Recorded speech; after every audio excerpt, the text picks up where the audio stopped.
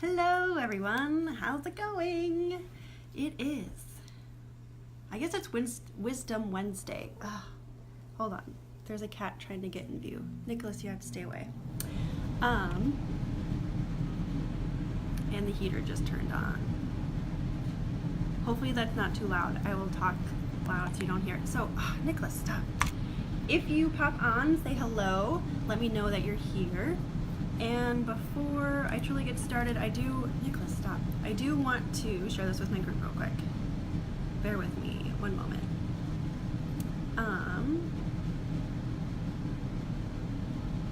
We actually had power outage here because of a tree storm, or a windstorm, not a tree storm. What am I talking about? And we finally got it back on Monday afternoon, Monday evening, so I can finally do stuff again, which is nice. Okay. It is working. Okay, so today's topic. I really wanted to talk about this. I see this come up often in almost like a hidden message within my group, and I hear this obviously come up with my clients, and this was a huge one for me when I was personally struggling with my eating disorder as well. But I feel it's a super important one to discuss and sort of probe into, explore it a little bit, and see what's going on in order for you to really take the time to then, acknowledge it, understand it, and then you can move on and break free from it and find that food freedom, right? So, excuse me. So why do we sort of find such comfort in our eating disorder? Right? And when you find that comfort, then what are you supposed to do about it? How are you supposed to challenge that? How are you supposed to really break free from it? And that's what I wanted to talk to you guys today about. Like I said, if you pop on, say hello, let me know that you're here. Okay, so why do we find such comfort in this? And really the main thing is that it's safe for us. We know it. We know our eating disorder like inside and out. We know exactly what to expect from it. There aren't really any surprises, right? Like we could go day to day just fine, so to speak, in the routine that we have established for ourselves with the eating disorder. Right? And there's a comfort there. There's going to be a comfort there no matter what. If it feels safe and it feels sort of routine and you know it, you get it. There aren't those surprises or anything like that because you know what to expect. And for me, I knew what to expect for a long time. Like for 15 years, I found comfort in my eating disorder, so to speak, and it was very difficult to challenge it. It was very difficult to break free from it. It was very difficult to almost like want something else because I didn't know what to expect from it. And a lot of times we find that comfort in it because there's this massive fear about weight gain, about being able to eat whatever you want, all of those fears that really keep you stuck. And the comfort coming from the eating disorder sort of challenges those fears in the sense and usually will trump them and often wins, and that's why you stay stuck, right? But I wanted to challenge some of this stuff and really help you understand why that there can and most definitely be a comfort still in the land of the unknown, in the land of the uncertainty, in the land where you are, free from this food obsession, because it's huge and it really allows you to live, right? So what happens when you decide to really stay in the comfort zone and stay sort of in this linear motion that I talk about, where your eating disorder and your structure, so to speak, and everything that you do in life revolves around what you have set as your standard, right? Because everyone's going to be different in terms of their sort of standard, in terms of the eating disorder eating, whatever you want to call it, that is your thing. And within that standard, that's where you feel safe, right? But I want you to challenge that. I want you to understand that there is sort of that safe zone outside of it, right? So what do you do if you find that you are very scared to sort of distance yourself from this comfort zone of your eating disorder. One, challenge yourself as to understand why. Like, why is it so fearful for you to change? Why is it so sort of anxiety provoking thinking about anything but? Thinking about, like, when I had the post recently about throwing your scale out, if that sends you into a panic, you want to understand why does that send you into such a panic, right? And for me, when I countless times tried to throw my scale out, and granted I did, but then I found other ways to do it as well. It was very anxiety provoking because it was a means of control for me. Like, I could do okay in life in a day if I maintained my weight and or dropped or went below it, right? Anything above like a 0.1 ounce would send my day into complete disaster zone, right? And that is how my day would go. I would let the scale control how my day would go instead of me being in control of my own life, right? I let some meaningless piece of metal be my control. And I found comfort in that. I really did. It was a comfort thing because it was safe for me, right? And what to do about it would be to challenge it, right? But first we have to understand that why, and which is often the tricky one. And I see it come often a lot where I ask this question and it can be tricky to answer it. And I don't expect sometimes to always have you answer it in that exact moment when I'm asking, because you probably haven't asked yourself maybe that question before. And you usually tend to steer towards the questions of like, how am I supposed to break free?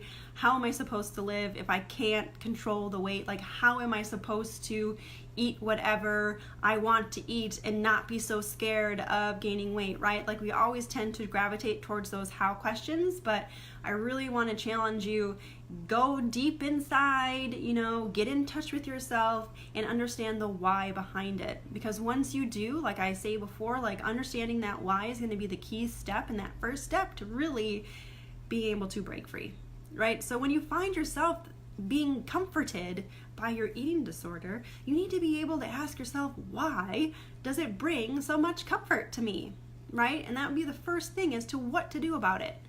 Ask yourself why, right? Like, you can't expect to break free if you don't understand the reasons behind it, right? We often try to not understand the reasons behind it because they are more challenging. It is very emotional. You put yourself in a vulnerable position, which we tend to not want to do, right? Because I was one who always had my walls up. Like, they were super duper heavy duty walls that took a crap ton of effort to break down to be able to get to what was really going on. And not many people who tried to help me could break them down. And the reason was because I had to be willing to let go of some of that structure. I was not willing to let go. Like, I was holding on for dear life right there. But it didn't help me. It didn't serve me. It kept me stuck. I wasn't able to live the life that I wanted. And I had to be okay with letting go, right? So that first step, like I said, what to do about it if you find yourself being in this comfort zone with your eating disorder is understand the why. Ask yourself the why behind it, right? First step.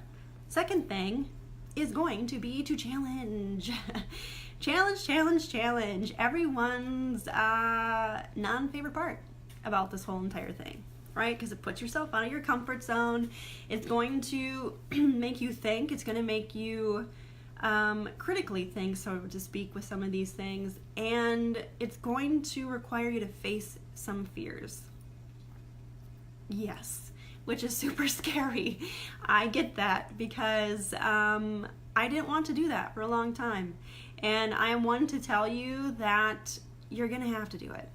You're going to have to do it to break free. And the thing is, you don't have to do it alone. You really don't. You can reach out into the group here if, hold yourself accountable with these kinds of things. You're like, you know what? Today I'm going to do this. Today I'm going to challenge myself and eat a fear food. Even though I'm like panicking about it, I'm going to do it. Right? Even though I'm going to go and probably try and take a bite and try to talk myself out of it, I'm still going to do it, right? Hold yourself accountable to some of these things. And if you have difficulty doing it, which you, once again, don't have to do it alone, put some of this accountability stuff in the group so we can help you through it. And if, like I said, if you ever want more of the one-on-one support, like reach out to me. That is what I do, and that's how I help my clients as well, because I know this stuff is scary. I lived it. I did it. And I get it. And I want to be able to help you as well, right? Because I know how difficult it is and challenging to do this stuff alone. So when I ask you to do and challenge yourself with these things, and challenge the comfort zone of your eating disorder, it's probably going to be met with some resistance. And I get that because I resisted it for a long time. But once again, if you find yourself resisting and you find yourself making excuses or trying to talk yourself out of it and be like, no, this doesn't pertain to me, I'm totally fine, I don't need this, blah, blah, blah, whatever. Ask yourself the why question again. Why am I resisting this so much? Why do I get so offended by this? Or why do I get very defensive when this gets brought up, right? Because I was very defensive with anything. If anyone mentioned some of this stuff to me, or made recommendations, or so to speak, that challenged my inner core of my eating disorder, I would become very mean and angry. In nice terms, I was a bitch about it. I really was. And I thought that I was like a mean person for a long time. And it wasn't me, truthfully. It was the eating disorder aspect of things and my need to have that sort of control and comfort and can't talk. You know what I'm talking about. I needed that, right, with my eating disorder.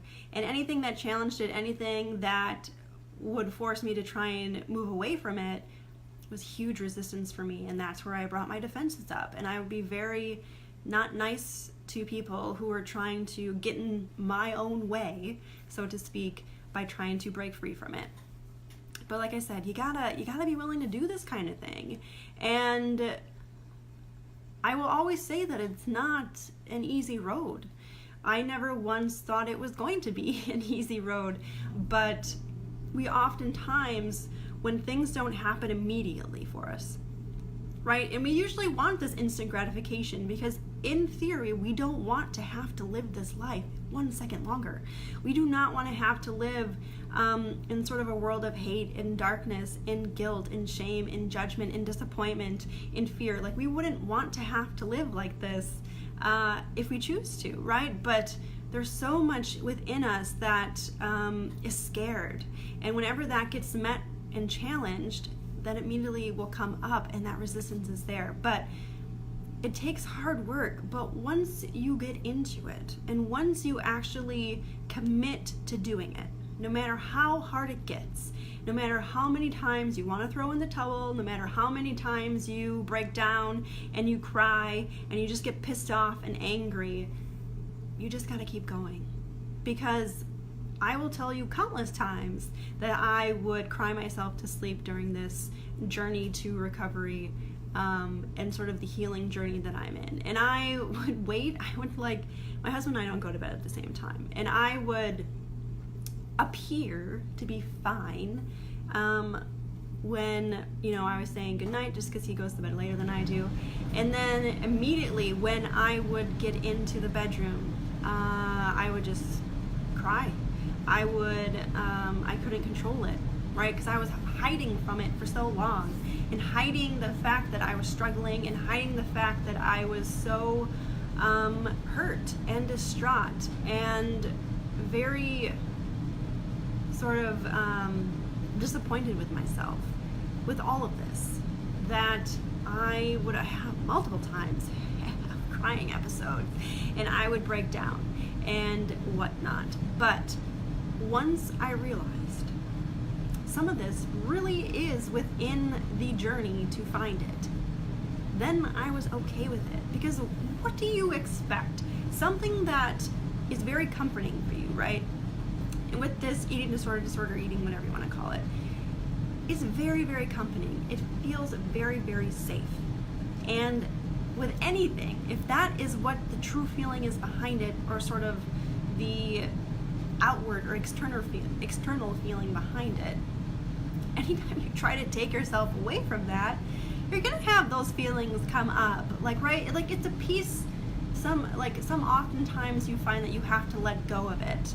And it feels like almost you're missing a piece of you, you're missing a component of you, like a huge component that was your eating disorder. But in reality, what you're doing is you aren't letting go of any of you. What you're doing is finding you for once. You are finding yourself in all of this again, right? Because the eating disorder, the sort of way that we have this need for food obsession, the way that we need to have this control over things, or the fact that we have so many, insecurities and self-doubt, and the feelings of guilt and shame and judgment sort of being like a cloud over top. And that is the only thing that we are feeling. It can be very challenging and sort of hard to even realize that we are in there. We've been in there all along, and you aren't letting go of you, so to speak. You are finding you in all of this. And that was a huge one that I had to come to terms with, because I thought I was losing an identity. I thought that I was like, well, what am I without this? Like, I don't even know who I am without this, right? Because I was very jealous of my husband, and friends too, of that matter, who had hobbies, who had something other than food, who could spend time by themselves. I did not have that. I did not know what that meant. I had no idea how to go about doing that.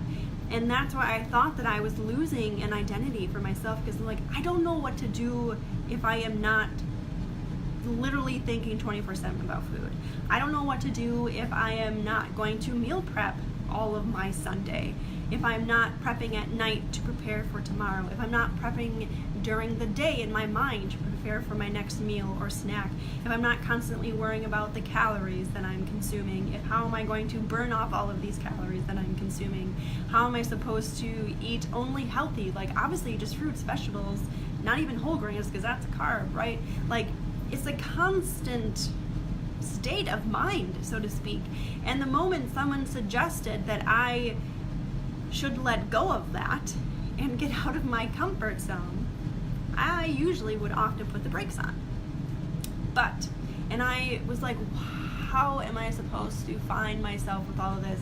And I had to then get rid from the how question and understand, why do I not understand who I am? Like, why do I have such a disconnect with myself?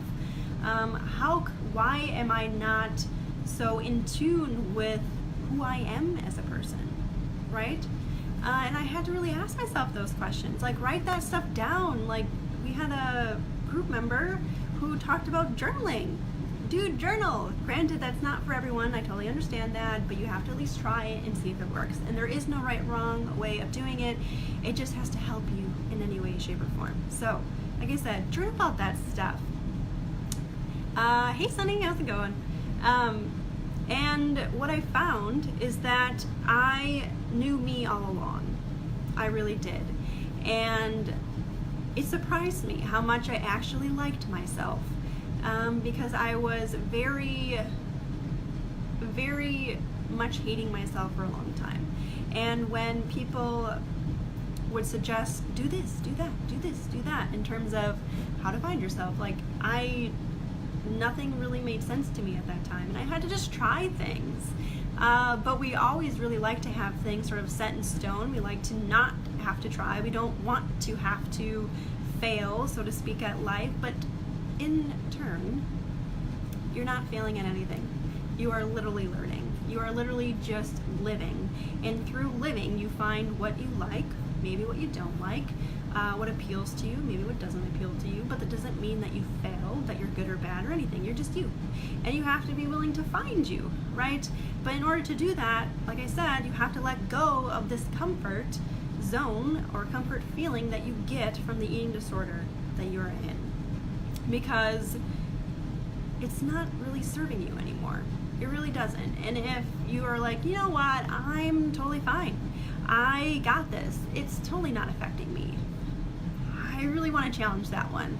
Because no matter what weight you are, what size you are, how many calories that you count, how many whatever, like what you deem fine for you. If you have to literally have that consume one thought in your brain, it's too much. It really is. And I had to come to terms with that, because I thought I was fine for a long time. I thought that, oh, I got this under control. No one really notices. I can easily hide it. And I hid it from myself of anything, right?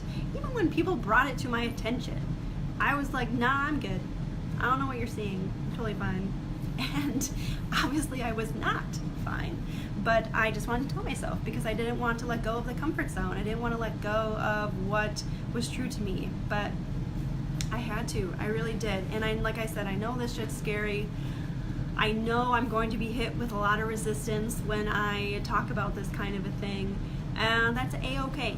I would want some of that resistance to come up, because once it does, then we can acknowledge it, right? We understand it and process it, and then we can move on from it, and learn from it, and understand how can you then be able to break free. But like I said, the first thing is going to know the why behind it. So, I didn't want to make this video that long, because I don't think it needs to be that long, and usually mine are fairly long, but today I saw this come up quite a bit, sort of in like a hidden message, so to speak, with some of the group members, and I really wanted to talk about it, because, and like I said, this comes up with the clients too that I have, and half the time it takes a little bit for the wall to come down in order to understand the reasons behind the comforting aspects behind an eating disorder, or disordered eating, or food obsession, or however you sort of tell yourself what it is. It takes time. It really does. But it is worthwhile. It really is. And like I said, if you are going through this and you are one to have the resistance come up when you ask yourself some of these why questions, totally cool. But I do want to challenge you and actually work through some of that, and not be like, oh, I have resistance, okay, I'm just going to back off, I'm just going to go away, and then like never come back to it again, right? Hit the resistance, understand that it is resistance, and then ask yourself why, right? Why is there that resistance? Like, why do I have such resistance? Why am I so fearful of this? Why do I get such panic thinking about leaving my eating disorder, or letting go of the eating disorder, right? And oftentimes, like I said, it comes back to potentially having it feel like an identity for you, and making sure that you know that you understand it, right? Like, anything unknown is scary, but at the same time, you've been in there the entire time. Like, you as a person, you as an amazing and beautiful human being, has literally, you've been there the entire time. It's just that negativity has sort of taken over. It's at the very top, and it's pushing all of that amazing and wonderful attributes that you have low. But they are not gone by any means. They really aren't. And once you challenge this stuff, that's when it starts to creep up again and take more of the appearance than the negative aspect of things. All right? So I really would love for you to meet me with resistance, and then we can challenge it. All right? Together. You don't have to do this by yourself. Please don't try to do this by yourself. So like I said, if you want and find that some things are harder than others for you to do, and you need that extra support and accountability, please post it in the group so then we can help you through it. Because you shouldn't have to do this alone. And like I said, if you are looking for more of that one-on-one coaching and support and guidance throughout this journey that you're embarking on in finding food freedom, please reach out to me. I will put my calendar in the comments below. You can always schedule a free phone consultation with me to see if working together will help you. All right? I'll be very honest with you when we're on that call. And it really is a very good opportunity to gain some insight as to what's going on.